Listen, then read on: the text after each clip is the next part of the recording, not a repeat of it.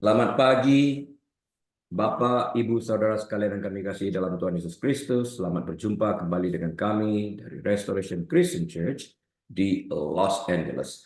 Saya Harili, Gembala Sidang. Hari ini hari Minggu tanggal 28 April tahun 2024, penghujung bulan April. Dan kita akan membahas sebuah topik yang saya beri judul The Suffering of Jesus atau penderitaan Kristus. Mari kita awali dengan doa. Tuhan Yesus, kami berterima kasih kesempatan merenungkan sebagian daripada kebenaran firman-Mu. Terima kasih untuk apa yang sudah, yang sedang akan Kau kerjakan dalam kehidupan kami pribadi lepas pribadi. Khususnya terima kasih untuk karya penebusan di kayu salib, penderitaan-Mu yang membebaskan kami dari segala sakit, penyakit, dan hukum dosa kami. Terima kasih Tuhan. Kami mau menerima kebenaran firman-Mu yang saat kami lakukan memerdekakan kami. Terpuji Engkau saat ini sampai selama-lamanya. Di dalam nama Tuhan Yesus kami berdoa. Amin. Baik Bapak Ibu Saudara sekalian, mari kita buka Alkitab kita kepada kitab Yesaya pasal yang ke-52 ayat 13 hingga 15. Yesaya 52 13 sampai 15. The book of Isaiah chapter 52 verses 13 through 15. Kita akan baca bersama-sama.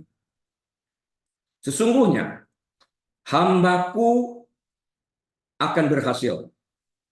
Ia akan ditinggikan, disanjung, dan dimuliakan. Ayat 14.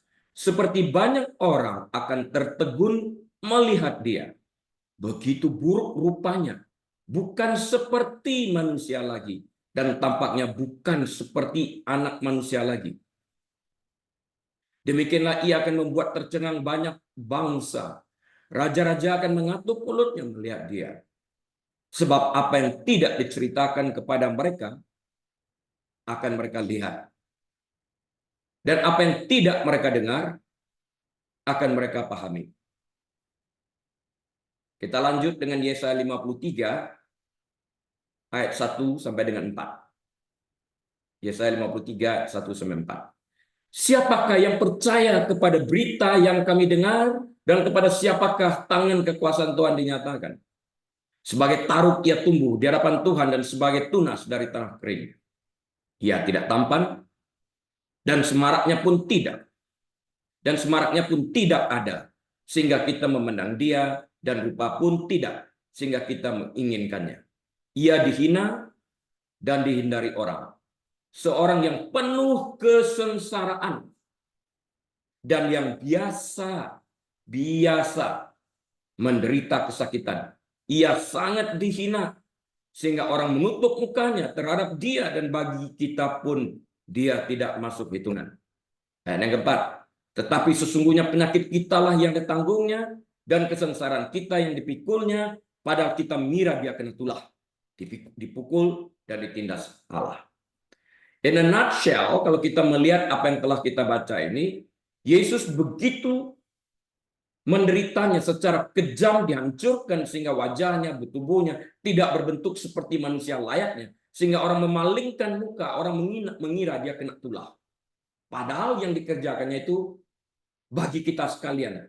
Kita dibebaskan dari hukum kutuk dosa. Kalau di sini dia dikatakan penyakit kita yang ditanggungnya, bukan hanya penyakit fisik, emosi, mental, tapi penyakit dosa ini. Orang cenderung hidup di dalam dosa. Ini yang ditanggungkan kepada dia, sehingga waktu kita melakukan kebenaran firman-Nya kita dimerdekakan. Nah, saya mulai dengan sebuah ilustrasi terlebih dahulu. Ada seorang letnan di dalam ketentaraan yang bernama Paul Galanti. Dia adalah seorang pilot Navy dari Amerika Serikat. Jadi pilot US Navy. Pernah menjadi tawaran perang di Vietnam Utara, bukan Korea Utara, Vietnam Utara, selama hampir 6,5 tahun. Pengalaman tersebut memberinya kesadaran lebih bahwa ada banyak kenyamanan yang seringkali dianggap sepele oleh sebagian besar dari kita. Apa itu? Tatkala berbicara tentang hidupnya sekarang, setelah hampir 3 dekade dibebaskan pada waktu itu, Letnan Galanti berkata, tak ada hari yang buruk selama pintu masih dibuka. Karena selama hampir 66,5 tahun, dia tertutup di balik jeruji besi, tidak pernah melihat sinar matahari. Setelah mendekam selama 2.300 hari terus-menerus dalam sel yang terkunci tanpa keluar, Anda akan merasa bahwa kebebasan untuk pergi kemana saja, kapanpun Anda suka, adalah satu hak istimewa dalam hidup, suatu luxury, kata Letnan Paul Galanti. Penulis Mazmur 119 pernah membuat pernyataan yang mengejutkan. Raja Daud sebagai penulis Mazmur ini berkata, bahwa aku tertindas itu baik bagiku, supaya aku belajar ketetapan-ketetapanmu. Mazmur 119:71. Kok ada ya orang bicara seperti itu? Tertindas itu baik. Apa alasan? Setelah mengalami masa-masa penderitaan, sang pemazmur Raja Daud justru semakin mengasihi Allah dan menghargai perintah-perintahnya. Dalam Mazmur 119 ayat 67, Mazmur 119 ayat 67, dia menuliskan alasannya mengapa tertindas itu baik bagi dia. Sebelum aku tertindas, ini perkataan Raja Daud, aku menyimpang. Tetapi sekarang aku berpegang pada janjimu. Dia seenaknya aja sebelum tertindas. Waktu tertindas baru dia mengerti. Dan akhirnya dia berpegang kepada ketetapan-ketetapan hukum-hukum Allah. Mungkin Anda pernah mengalami apa yang dirasakan pemazmur dan tahu benar apa yang ia maksudkan. Atau mungkin ya, saat ini pun Anda sedang berada dalam kesukaran yang besar. Jika hari-hari tampak gelap dan tidak ada tanda-tanda datangnya pertolongan, kita perlu tetap berpegang pada kebenaran tentang kebaikan dan kesetiaan Allah. Bahwa penolong kita tidak pernah tertidur dan tidak pernah terlelap. Our keeper never sleep nor slumber. Itu kata Alkitab. Lalu saat dia membawa kita ke dalam terang, kita pun akan melihat hasilnya dan bersyukur kepada Allah atas hadirnya penderitaan yang mengajak kita untuk berpegang pada ketetapannya. Kalau waktu menderita aja kita tahu Allah tidak pernah meninggalkan kita, apalagi pada waktu tidak menderita. Sama aja, dia hadir. Seringkali kita salah menafsirkan bahwa di dalam penderitaan, di dalam masalah yang ada, kita beranggapan Allah tidak hadir. Ayub dikatakan seorang yang saleh. Diizinkan terjadi dan orang menebak karena dia berdosa. Bukan. Tapi inilah ujian iman yang diberikan kepada dia. Dan itu tidak melampaui batas kekuatan daripada Ayub menurut Alkitab. Nah, masa kesukaran melatih iman tertulis dalam Ibrani 11 ayat 1. Iman adalah dasar dari segala sesuatu yang kita harapkan dan bukti dari segala sesuatu yang tidak kita lihat. Nanti setelah lewat itu kita lihat. Jadi masa kesukaran ini melatih iman kita sesungguhnya. Tuhan tidak pernah mencobai kita. Yang mencobai kita iblis. Tuhan tes iman kita. Nah, pertanyaan yang muncul dalam pikiran kita seketika adalah, jika masa kesukaran bertujuan untuk melatih iman, pertanyaannya adalah, apakah penderitaan yang Yesus alami juga bertujuan untuk melatih imannya?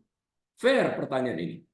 Jawabannya sudah barang tentu tidak. Mengapa tidak? Karena Yesus adalah pencipta iman dan yang menyempurnakan iman itu. Seperti yang tertulis dalam kitab Ibrani pasal 12, ayat yang kedua. Jesus is the author and perfecter of our faith. Jesus is the author and perfecter of our faith. Dia pencipta dan penyempurna daripada firman itu jika diterjemahkan ke dalam bahasa Indonesia secara bebas. Pertanyaan berikutnya yang harus kita jawab adalah, jika Yesus adalah sang pencipta dan penyempurnaan iman, mengapa Yesus harus mengalami begitu banyak penderitaan? Mengapa? Yesus sangat menderita selama pencobaan. Dikatakan dia pun tidak tampak lagi seperti manusia karena disiksa sedemikian hebatnya. Tidak ada orang yang disiksa seperti dia disiksa sedemikian rupa. penyiksaan, dan penyalipannya. Begitu kejamnya, begitu hebatnya. Bahkan di atas kayu salib dia, di dalam penderitaannya dia dapat berkata, ampunilah mereka sebab mereka tidak tahu apa yang mereka kerjakan. Ini kesadaran penuh yang diambilnya dan menanggung segala risiko ini dengan tabah karena dia tahu tujuan itu adalah untuk membayar upah dosa kita. Pertanyaannya, apakah kita masih mau berbuat dosa dengan sengaja? Penderitaannya bersifat fisik, bukan hanya fisik, juga bersifat rohani. Kita akan bahas ya. Penderitaannya bersifat fisik tertulis dalam Yesaya 52 ayat yang ke-14. Yesaya 52 ayat 14 ini mengatakan, seperti banyak orang akan tertegun melihat dia. Begitu buruk rupanya, hancur dia. Bukan seperti manusia lagi. Dan tampaknya bukan seperti anak manusia lagi. Penderitanya sangat emosional juga. Bisa bayangkan nih, sampai orang menutup muka, menutup wajahnya, memalingkan. Saking mengerikan pemandangan yang dilihat pada hancurnya Yesus waktu disiksa sedemikian rupa karena kebencian terhadap dia. Penderitanya sangat emosional. Ketakutan melanda semua murid-muridnya. Mereka lari. Akan tetapi semua itu terjadi supaya genap yang ada tertulis dalam kitab Nabi-Nabi, Matius 26 ayat 56. Lalu semua murid itu meninggalkan dia dan melarikan diri. Lalu semua murid itu, semua, bukan sebagian, meninggalkan dia dan melarikan diri. Takut. Jadi penderitaan juga secara emosional, bukan hanya secara fisik. Penderitaannya juga bersifat rohani. Dia yang tidak mengenal dosa. Artinya tidak bergaul dan tidak hidup dalam dosa. Telah dibuatnya menjadi dosa karena kita, supaya dalam dia kita dibenarkan oleh Allah. Tertulis dalam 2 Korintus 5:21. Ya. Jadi dia yang tidak mengenal dosa. He that knew no sin. Perkataan to know di sana sama seperti then Adam knew his wife. Intimacy. Artinya dia tidak pernah mengenal dosa, artinya dia tidak pernah bergaul, apalagi hidup dan tenggelam di dalam dosa. Itu arti perkataan ini. Yesus, namun demikian, menanggung dosa, bahkan beban dosa seluruh dunia pada dirinya, yaitu bagi setiap orang yang mau beriman kepadanya, menerima dia sebagai Tuhan dan Juru Selamat. Mereka masing-masing. Tertulis dalam 1 Yohanes 2, ayat yang kedua. Dosalah yang menyebabkan Yesus berseru, Allahku, Allahku, mengapa engkau meninggalkan aku? Matius 27 ayat 46. Saya pernah mengatakan ini masa yang lalu. Perkataan Allahku, Allahku, mengapa engkau meninggalkan aku? My God, why have you forsaken me? Yesus tidak pernah memanggil Bapaknya dengan Allahku atau my God. Dia selalu memanggil Abba, Bapa. Ini pertama kali dan terakhir kali dia menyebut my God atau Allahku. Karena ini mengumandangkan, menyuarakan suara kita. Ini perkataan kita, ini suara kita. Sebagai orang berdosa, dosa ini memisahkan kita dari Allah sehingga kita menjadi, mengapa engkau meninggalkan aku? Tanpa tahu dosa yang menyebabkan jurang pemisah ini tertulis dalam Yesaya 59 ayat 2. Nah, Yesus sebagai pengganti kita yang membayar upah dosa ini menyuarakan ini sebagai bukti upah dosa kita ditanggung. Dia mengatakan secara publicly, secara umum, didengar oleh banyak orang. Allahku, Allahku, mengapa engkau meninggalkan aku? Mengapa ada jurang pemisah ini? Karena kepada Yesus yang tidak mengenal dosa, tidak pernah bergaul dengan dosa ini, dosa kita ditanggungkan kepada dia. Pertanyaannya, kok kita masih mau berlaku kejam? Menyakiti hati dia.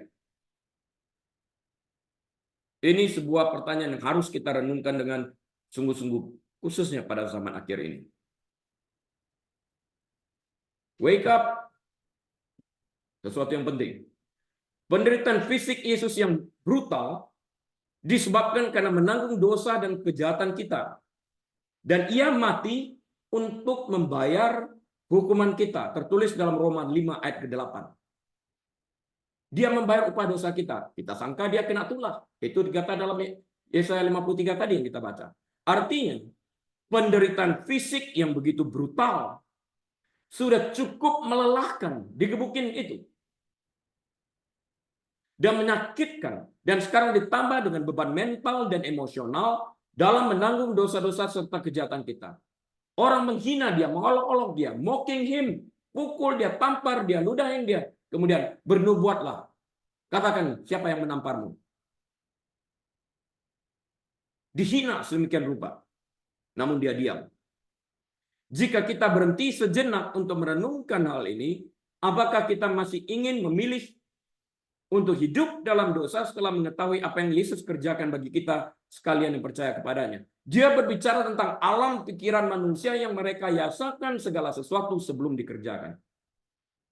Dosa dikatakan dalam kitab Mika ada di dalam jiwa. Pikiran termasuk daripada jiwa. Itu ada di dalam pikiran manusia. Tanpa kita menghentikan pikiran tersebut, kita akan mengerjakan itu. Hanya cepat atau lambat saatnya pasti akan terjadi tanpa kita stop secara aktif. Karena pikiran itu milik kita, diberikan kepada kita. Rancangan ini ada di dalam pikiran itu, di dalam hati itu. Jika kita merancangkan ini tidak di cancel, akan kita lakukan. Bagaimana mungkin kita mengatakan, Tuhan aku nggak sengaja. Itu dirancang. Dan kita harus mengerti tentang ini agar kita tidak terpaut oleh alam pikiran yang dikendalikan oleh perasaan. Yesaya menubuatkan penderitaan Yesus. Jelas tentang itu. Ia dihina dan dihindari orang.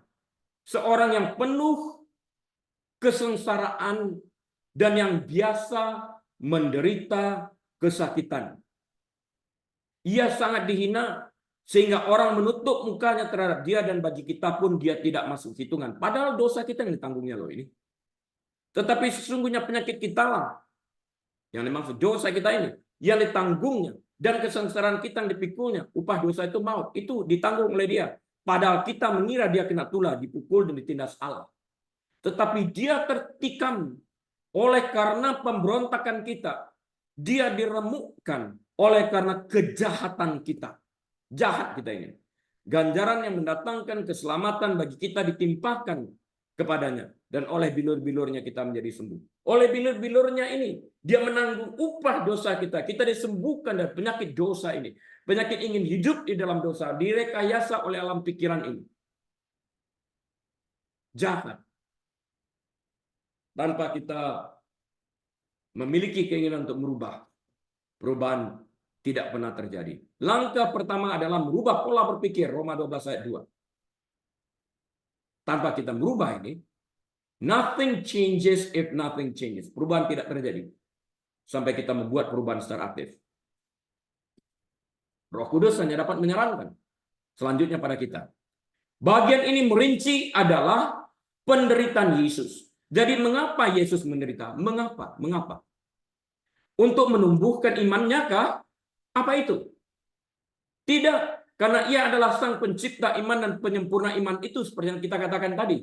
Seperti yang Alkitab katakan tadi. He is the author and finisher and perfecter of our faith.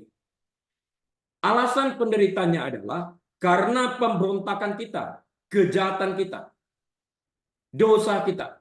Yesus menderita untuk keselamatan dan kesembuhan kita dan untuk memberi kita kedamaian. Sembuh dari apa? Bukan hanya sembuh dari penyakit fisik, penyakit mental maupun emosional, tapi juga sembuh dari keinginan untuk berbuat dosa. Sembuh dan bebas dari keinginan untuk berbuat jahat. Sembuh dari keinginan untuk tetap tinggal dan hidup dalam dosa. Pikirkan itu, renungkan itu.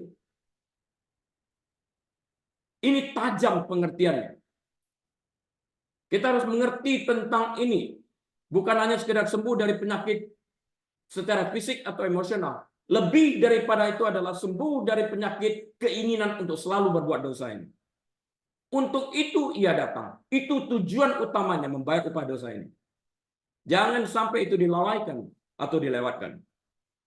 Yesus mengatakan kepada murid-muridnya bahwa penderitaannya sudah pasti. Tertulis dalam Lukas 9 ayat 22. Luke chapter 9 verse 22. Anak manusia harus menanggung banyak penderitaan dan ditolak oleh tua-tua, imam-imam kepala, dan ahli-ahli Taurat. Lalu dibunuh dan dibangkitkan pada hari ketiga.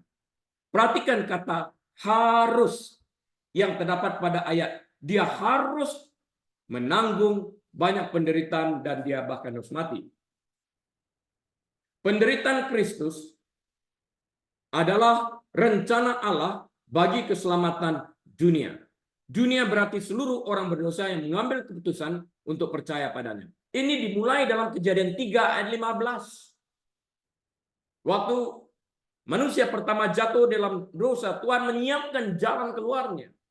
Suatu saat, terjadi 2000 tahun yang lalu, Yesus harus datang dalam wujud manusia.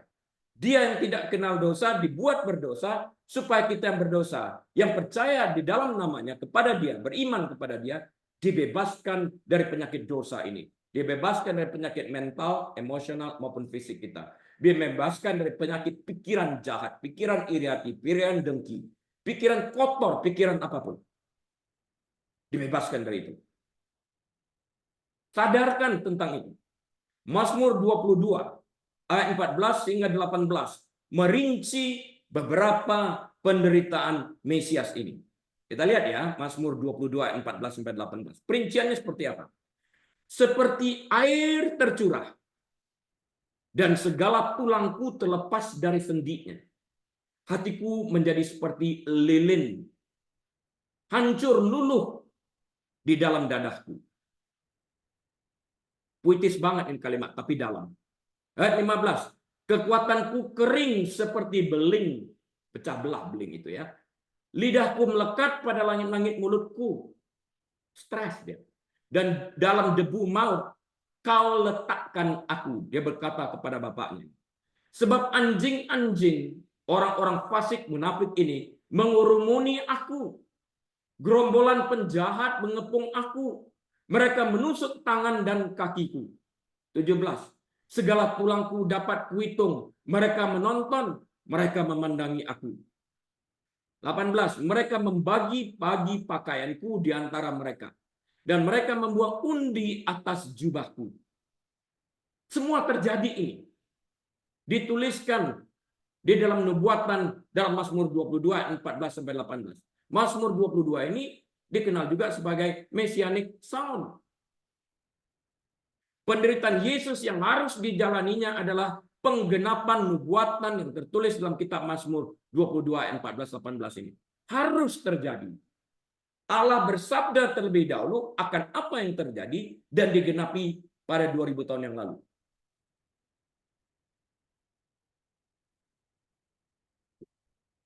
Mengapa Yesus harus menderita begitu parah?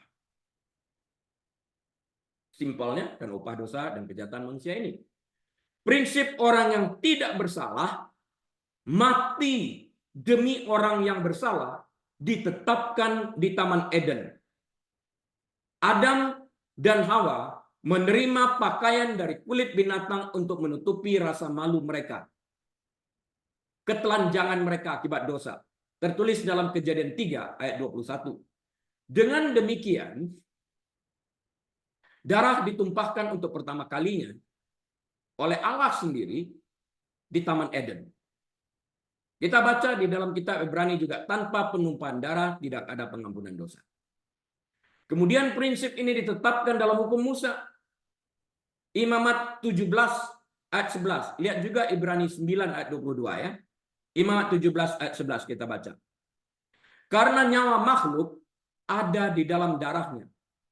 Dan aku telah memberikan darah itu kepadamu di atas mezbah untuk mengadakan pendamaian bagi nyawamu. Karena darah mengadakan pendamaian dengan perantaraan nyawa. Nyawa ada di dalam darah. Jadi darah mendamaikan ini. Nyawa ganti nyawa.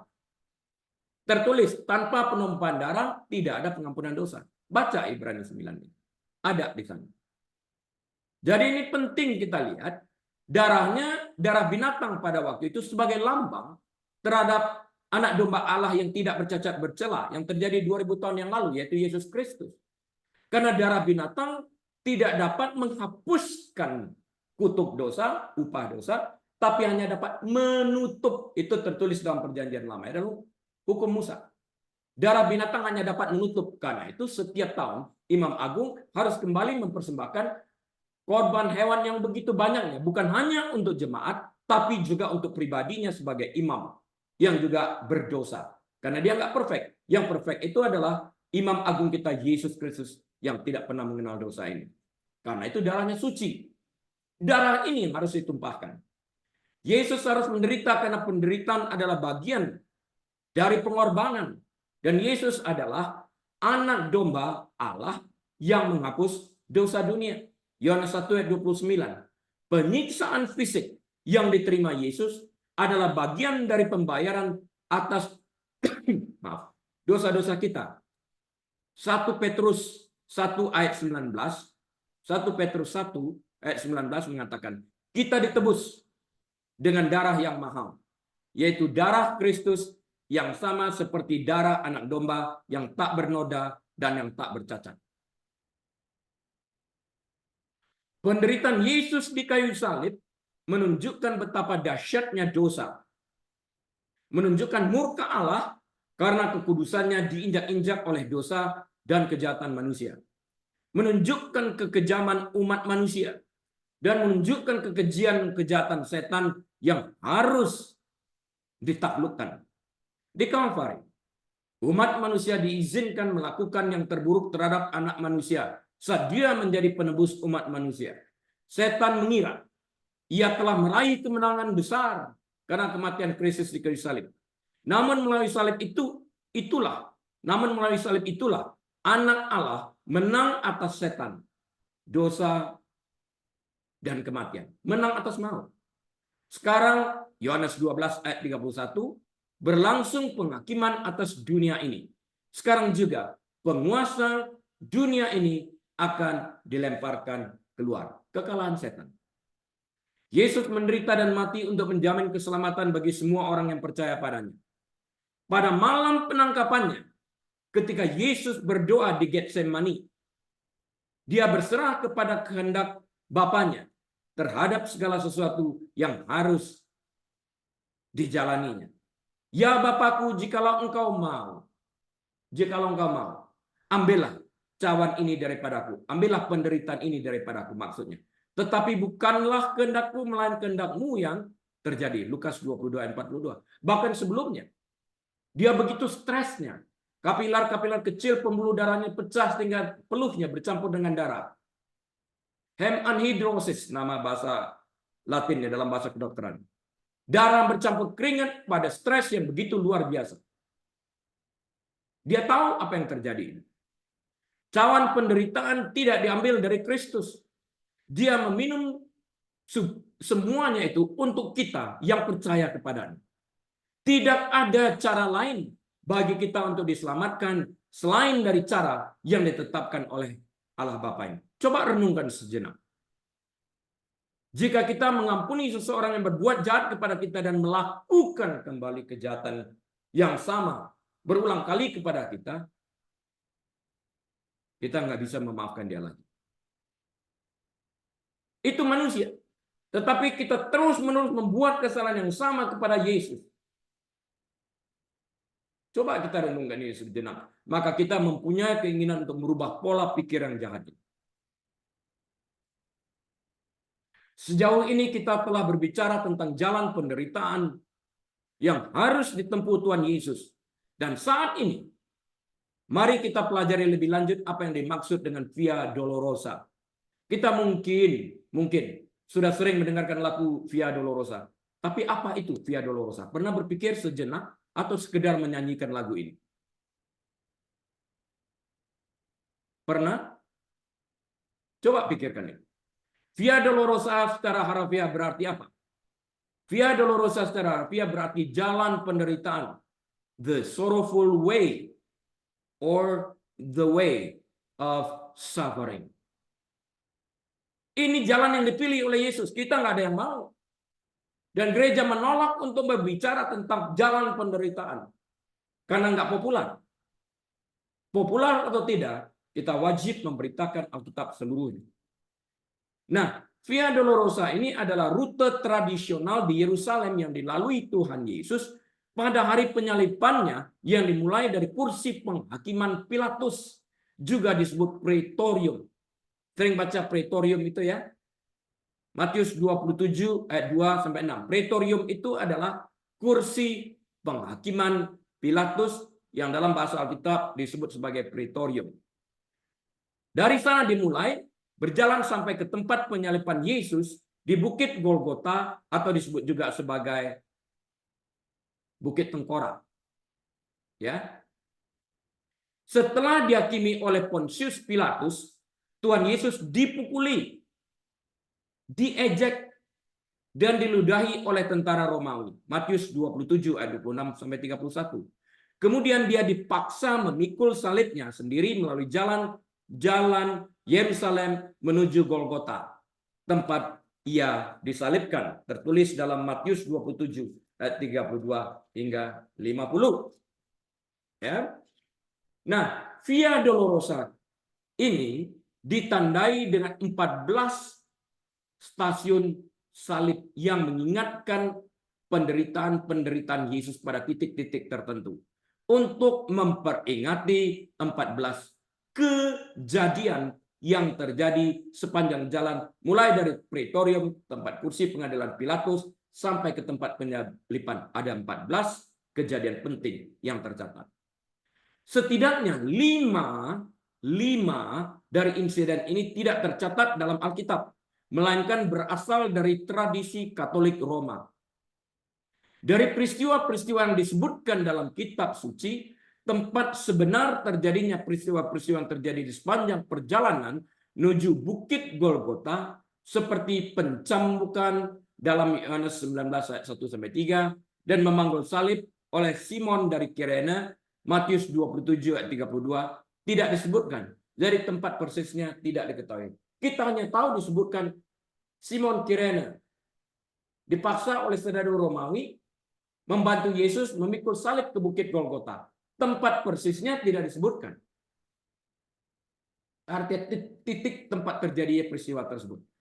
Alkitab tidak secara khusus menyebutkan Via Dolorosa. Yang kita ketahui dari kitab suci adalah bahwa Yesus memikul salibnya dari Praetorium, yaitu kursi penghakiman Pilatus, ke lokasi di Bukit Golgota di mana ia disalibkan. Dan atas pilihannya menghembuskan nafasnya, Bapa, kepada tanganmu, ke dalam tanganmu kuserahkan rohku. Pilihan dia. Letak kedua situs ini tidak diketahui secara pasti. Namun dimanapun tempat itu berada, jalur antara keduanya, antara Praetorium dan tempat penyaliban di Golgota ini, merupakan jalan penderitaan yang harus dilalui Yesus. Pencambukan dan rasa sakit fisik yang Tuhan Yesus derita tidak seberapa dibandingkan dengan rasa sakit yang disebabkan oleh beban nyata yang dia tanggung. Beban dosa semua orang yang percaya padanya. Sehingga ia berkata saat tergantung di kayu salib, Allahku, Allahku, mengapa engkau meninggalkan aku? Dia menanggung dosa-dosa kita di kayu salib dan dia membayar semua hukumannya. Perkataan Allahku, Allahku ini telah saya jelaskan beberapa saat tadi, 10 menit yang lalu barangkali. Nah, setiap tahun saat Paskah semakin dekat, setiap tahun setiap Paskah semakin dekat, dan umat Kristiani merenungkan masa-masa tersuci ini, kita diingatkan betapa berharganya anugerah keselamatan kita dan harga yang dibayar oleh Tuhan Yesus untuk itu.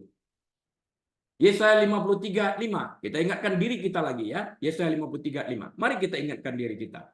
Tetapi dia tertikam oleh karena pemberontakan kita. Kita berontak terhadap dia. Kita melawan terhadap dia. Disuruh nggak mau. Dia diremukkan oleh karena kejahatan kita. Kita jahat sama orang, dia menanggung dosa kita itu. Ganjaran yang mendatangkan keselamatan kepada kita ditimpakan kepadanya. Kejahatan yang harus kita terima ditimpakan kepada dia. Dan oleh bilur-bilurnya kita menjadi sembuh. Jalan keluar itu ada. Tapi mau nggak kita melakukan bagian kita ini? Saat kita memikirkan rasa sakit dan penghinaan yang Yesus derita demi kita. Harga yang tidak dapat kita bayar sendiri. Kita tidak bisa tidak memilih untuk memuji dan berterima kasih kepadanya dan berkomitmen pada kehidupan yang taat kepadanya. Kalau kita tidak mau berkomitmen taat kepadanya, dan periksa diri kita sendiri. Apakah kita benar orang Kristen yang percaya kepada Kristus ini? Atau sekedar berkata, ya Tuhan tahu. Ya Tuhan tahu. Tapi lebih daripada Tuhan tahu juga isi hati yang penuh dengan manipulasi. Kita wajib menyadarkan diri kita membuat perubahan sesuai dengan Roma 12 ayat 2. Change your mind. Change your attitude. Merubah pola pikiran yang merupakan awal dari perubahan daripada tingkah laku dan perilaku serta karakter manusia.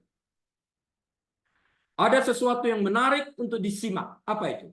Yaitu persekutuan dalam penderitaannya hampir, saya katakan hampir, tidak pernah terdengar dikhotbahkan. Saya katakan karena tidak populer pendetanya kalau khotbahkan tentang penderitaan Yesus. Mau populer, ceritakan Injil kemakmuran.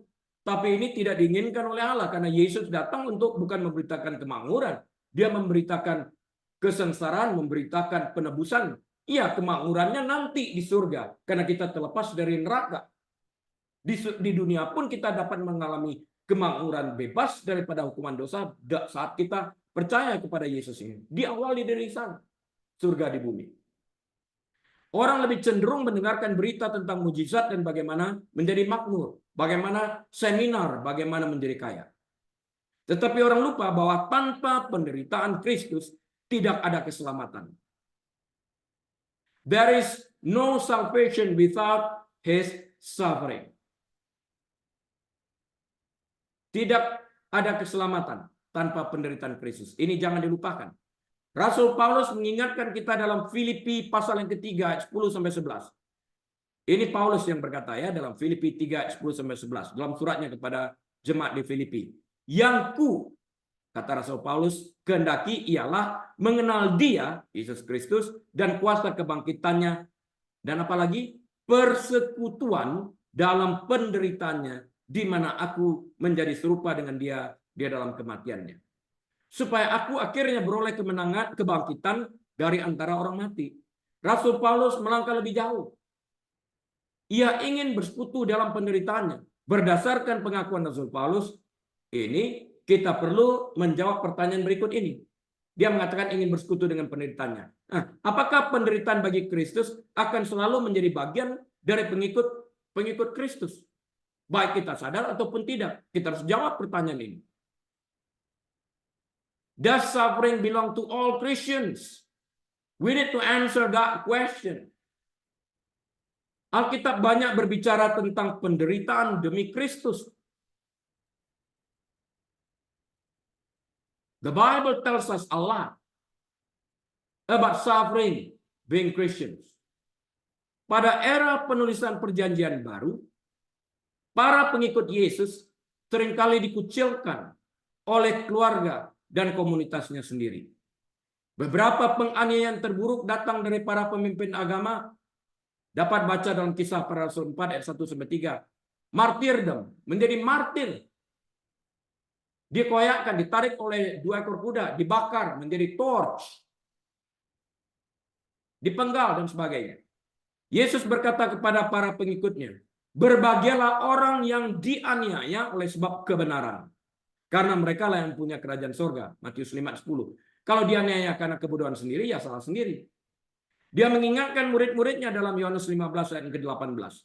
Jikalau dunia membenci kamu, orang-orang yang tidak percaya ini maksudnya, ingatlah bahwa mereka ini telah terlebih dahulu membenci aku daripada kamu. Dia menjadi living example dalam hal penderitaan, dalam hal dikucilkan, dalam hal penganiayaan, dalam hal ditolak. 2 Timotius 3:12 mengatakan, memang setiap orang yang mau beribadah di dalam Yesus akan menderita aniaya. Itu nggak dapat dihindari kecuali kita deny atau menyangkali iman kita. Nggak berani mengatakan kita Kristen supaya dihindari dari penganiayaan. Tapi Alkitab juga mencatat, jika engkau melakukan itu, malu mengakui aku kan takut dianiaya, maka aku pun akan malu mengakui engkau di hadapan Bapakku dan malaikatku. Ini repot. Seperti pada zaman Alkitab, banyak orang Kristen saat ini mendapati bahwa membuat pernyataan iman kepada Kristus di depan umum dapat mengakibatkan pemenjaraan, pemukulan, penyiksaan, penganiayaan, atau bahkan kematian. Banyak ayat-ayatnya ya. Saya nggak usah sebut. Seringkali kita yang berada di negara-negara bebas bergidik memikirkan hal ini. Namun kita merasa relatif aman, bukan karena di daerah yang dijamin kebebasan beragama. Kita memahami bahwa ada ribuan orang yang menderita setiap hari demi Kristus. Dan bersyukur bahwa kita tidak perlu menderita seperti yang mereka alami sebagai orang yang percaya kepada Yesus. Namun apakah hanya ada satu jenis penderitaan saja? Kita lihat ya, apa hanya satu jenis? Yesus mengatakan dengan jelas apa artinya mengikuti Dia. Lukas 9 ayat 23 sampai 25. Lukas 9 ayat 23 sampai 25. Setiap orang yang mau mengikut aku, ia harus menyangkal dirinya, memikul salibnya setiap hari, dan mengikut aku. Karena barang siapa mau menyelamatkan nyawanya, ia akan kehilangan nyawanya. Tetapi barang siapa kehilangan nyawanya karena aku, ia akan menyelamatkannya. Apa gunanya seseorang memperoleh seluruh dunia, tapi ia membinasakan atau merugikan dirinya sendiri? Sementara Markus 8 ayat 36 sampai 37 mengatakan, apa gunanya seorang memperoleh seluruh dunia, tetapi ia kehilangan nyawanya? Karena apakah yang dapat diberikannya sebagai ganti nyawanya? Nah, menyangkali diri sendiri kan repot nih. Di depan orang banyak kita mau berdoa, menundukkan kepala kita akan dikucilkan. Tapi apakah dapat kita menyangkali diri kita sendiri karena merasa malu ini, rasa takut dikucilkan ini, tetap berdoa, menundukkan kepala walaupun berdoa di dalam hati. Sebagai pernyataan iman kita ini. Makan bareng kan di kantor? Hal-hal kecil kita lihat.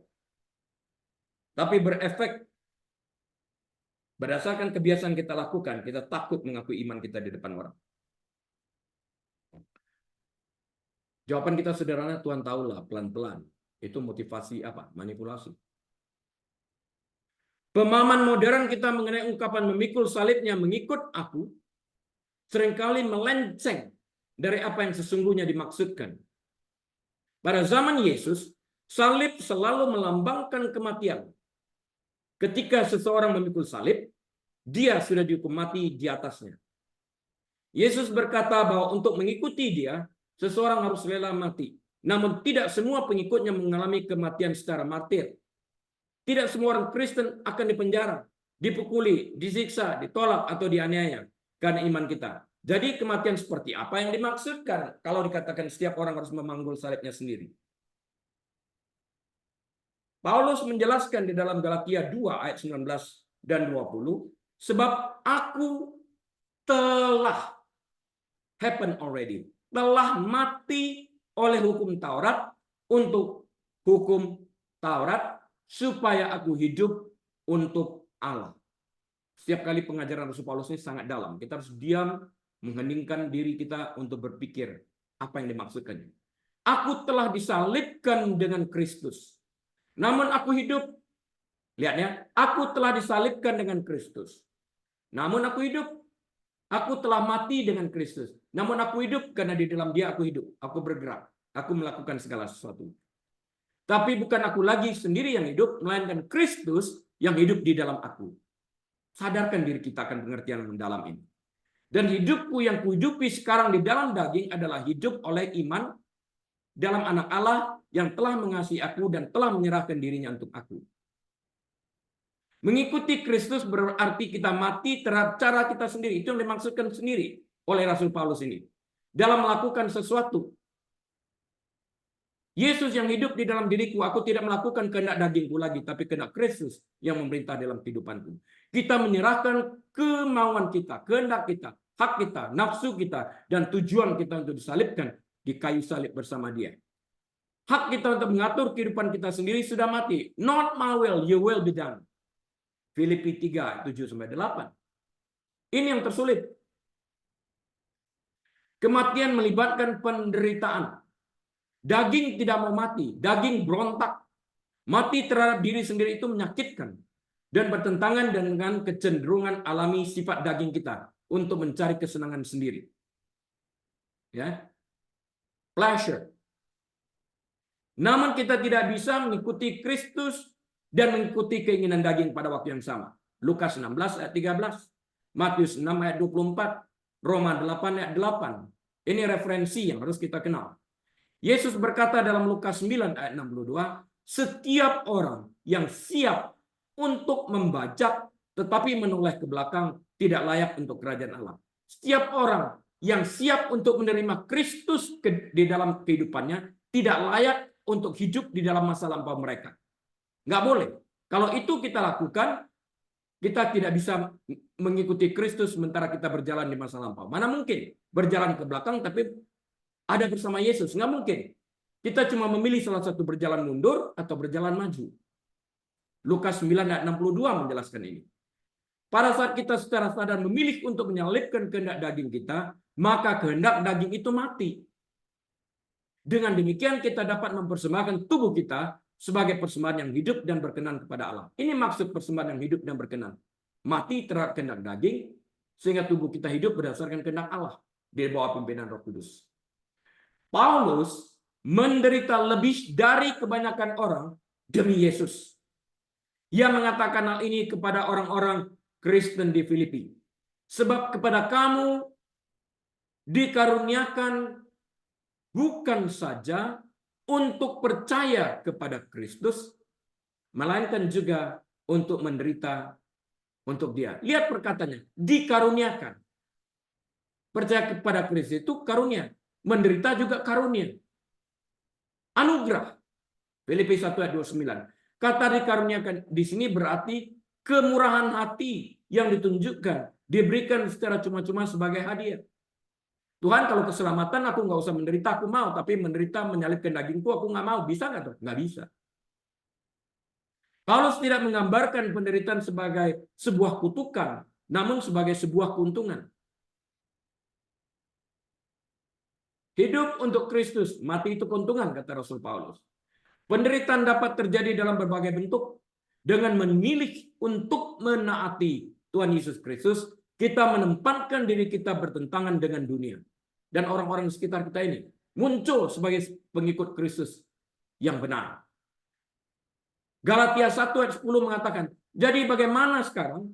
Adakah ku cari kesukaan manusia atau kesukaan Allah? Adakah ku coba berkenan kepada manusia? Sekiranya aku masih mau mencoba berkenan kepada manusia, maka aku bukan hamba Kristus. Dengan berpegang teguh pada ajaran Alkitab, kita siap menghadapi penolakan, cemoohan, kesepian, atau pengkhianatan. Lihat ini, adakah aku coba berkenan kepada manusia? Ya Tuhan, mengertilah. Nggak usah terlalu fanatik lah di depan orang. Nggak usah bilang lah kita Kristen. Kita menyenangkan orang lain supaya banyak teman. Sekiranya aku masih mau mencoba berkenan kepada manusia, maka aku bukan hamba Kristus. Ini kata Allah. Konsekuensi sebagai orang Kristen di dalam hal ini. Tidak populer ya kalau menceritakan tentang hal ini. Seringkali penganiayaan yang paling kejam datang dari mereka yang menganggap dirinya spiritual namun mendefinisikan Tuhan berdasarkan gagasan mereka sendiri. Nggak percaya? Lihat Alkitab. Lihat apa yang dilakukan orang Farisi, orang Saduki, ahli Taurat, imam-imam kepala. Apa yang mereka lakukan kepada Kristus? Apakah datang dari orang yang tidak percaya kepada Yesus? Oh tidak. Dari mereka. Musuh gereja di dalam gereja itu yang terbesar. Pecahnya gereja karena orang-orang di dalam ini. Jika kita memilih untuk membela kebenaran, dan kebenaran Alkitabiah, saya garis bawahi, kebenaran Alkitabiah, kita pasti akan disalahpahami, diolok-olok, atau disingkirkan, atau bahkan dikucilkan. Kita perlu ingat bahwa tidak ada ancaman penderitaan yang menghalangi para rasul untuk memberitakan Kristus. Faktanya, Paulus bahkan mengatakan bahwa ia rela kehilangan segalanya. Mengapa? supaya ia menjadi serupa dengan dia dan kematiannya. Dia rela meninggalkan segala pengajaran daripada kitab Taurat yang hanya membimbingnya, bukan meninggalkan dalam arti melupakan. Karena hukum Taurat ini adalah sarana tutor yang membawa kita kepada anugerah. Karena hukum Taurat tidak dapat menyelamatkan, hanya dapat membawa kita kepada sang anugerah, Yesus Kristus. Dan pada titik itu saat kita berjumpa dengan Tuhan Yesus sang anugerah, pemberi anugerah ini, dia memungkinkan yang tidak dimungkinkan oleh hukum Taurat. Hukum Taurat tidak memungkinkan kita diselamatkan karena hukum mengingatkan kita bahwa kita manusia berdosa yang harus dihukum. Dalam hal inilah Yesus mengambil alih. Dengan iman kita kepadanya, upah dosa kita ini dihapuskan di dalam penderitaan dan kematiannya, dan kemudian dia dibangkitkan pada hari ketiga, dan melalui ini semua, berdasarkan iman kita diselamatkan. Jika kita memilih untuk membela kebenaran, hanya kebenaran kita biasa, ulang kembali ya, kita akan disalahpahami, diolok-olok atau disingkirkan atau bahkan dikucilkan. Kita perlu ingat bahwa tidak ada ancaman penderitaan yang menghalangi para rasul untuk memberitakan Kristus. Faktanya, sekali lagi dalam Filipi 3:10, Paulus bahkan mengatakan bahwa ia rela kehilangan segalanya supaya ia menjadi serupa dengan dia, Yesus Kristus, dalam kematiannya. Kisah para Rasul 5 ayat 40-41 menggambarkan reaksi para rasul setelah mereka menerima pukulan karena berkhotbah tentang Yesus. Apa yang mereka katakan? Mereka memanggil rasul-rasul itu, lalu menyesah mereka dan melarang mereka mengajar dalam nama Yesus. Sesudah itu mereka dilepaskan. Rasul-rasul itu meninggalkan sidang mahkamah agama dengan gembira karena mereka telah dianggap layak menderita penghinaan oleh karena nama Yesus. Mereka mengambil waktu merenungkan firman Tuhan, memberikan yang terbaik dalam memberitakan firman Tuhan agar orang-orang ini diselamatkan. Tapi orang-orang ini menerima firman itu asal-asalan. Orang Farisi sudah menyiapkan jawaban mereka sebelum mendengarkan penjelasan-penjelasan.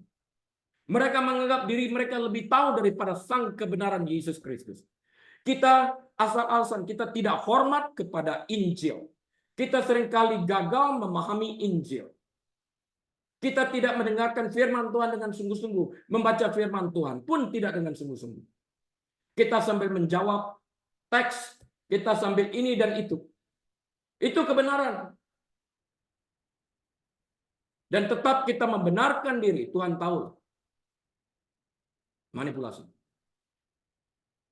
Penderitaan dalam bentuk apapun akan selalu menjadi bagian dari menjadi pengikut Kristus yang sejati. Yesus berkata, jalan menuju kehidupan itu sulit seperti yang tertulis dalam Matius 7 ayat 14. Karena sesaklah pintu dan sempitlah jalan yang menuju kepada kehidupan, dan sedikit orang yang mendapatinya. Kesulitan kita juga merupakan cara untuk mengidentifikasi penderitaannya dalam skop yang kecil.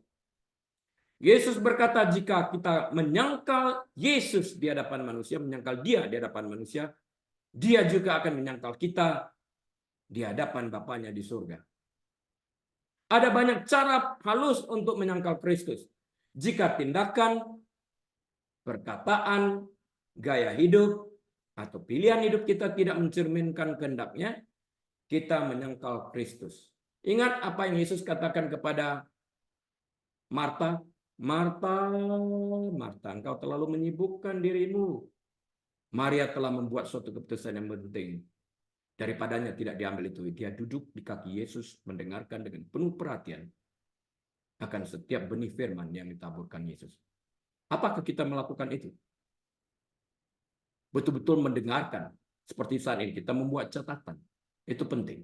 Coba pikirkan ini. Banyak orang memilih bentuk-bentuk penyangkalan terhadap Kristus karena mereka tidak ingin menderita bagi dia, dalam arti mereka takut dikucilkan, diberhentikan dari tempat pekerjaan, dijauhi dari teman-teman atau bahkan dimusuhi. Kita perlu mengingatkan diri kita sendiri bahwa teman yang sejati bukanlah teman yang cocok dalam segala hal dengan kita, tapi justru orang yang dapat menerima kita sekalipun kita berbeda dalam kepercayaan. Waktu kita bersahabat, menjalin persahabatan, dia sudah tahu kita berbeda ini. Kalau oke pada waktu itu, kenapa tidak oke pada hari ini? Summary saya. Seringkali penderitaan terbesar kita datang dari dalam ketika kita berjuang untuk mengendalikan hati yang harus mati terhadap keinginan sendiri dan berserah kepada ketuhanan Yesus Kristus. Di dalam Roma 7 ayat 15-25.